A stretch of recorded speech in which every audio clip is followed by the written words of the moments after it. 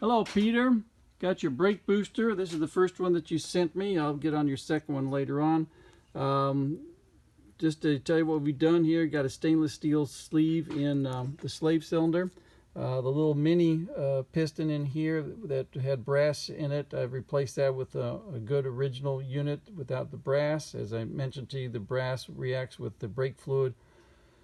The brass oxidizes and then creates a green paste, which is really sticky and messes up your brakes.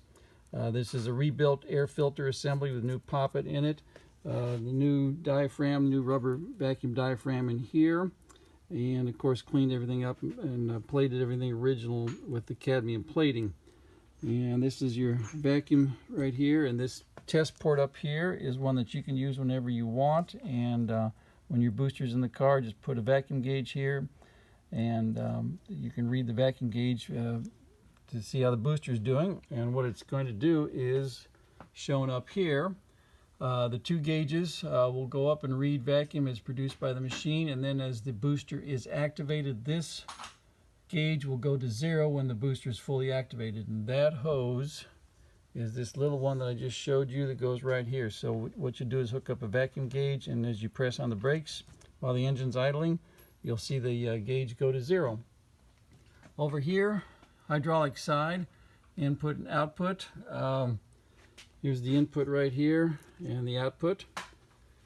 These gauges are tied together. This one goes up, reads max pressure here, and this reads your final input pressure as produced by my test machine. And your output, these two gauges are tied together. This one maxes out, and then this reads final output pressure.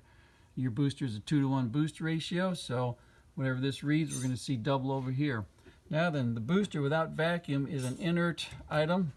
All that happens is the brake fluid goes in and comes out, and I'll show you that right now because all the pressures will be the same. Input and output will be the same pressures.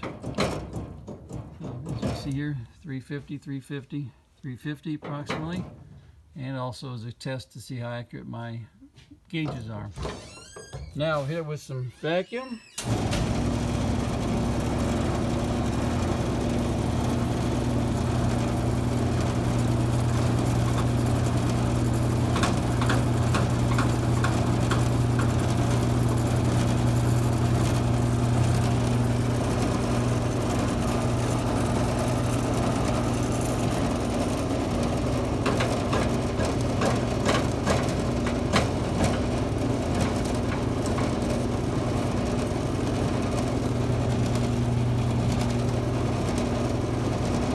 Well, we're under pressure. We come check to see if there's any leakage from the bleed screws.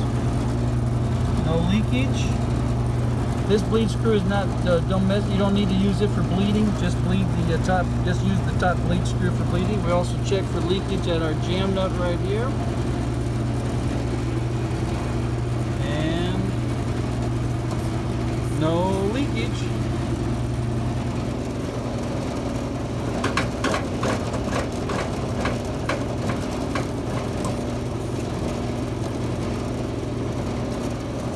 Looks like it's a coordinated effort.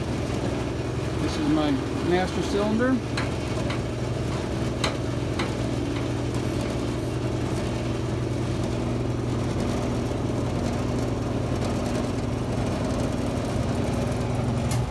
Got you a real nice booster. Thanks for sending it to me.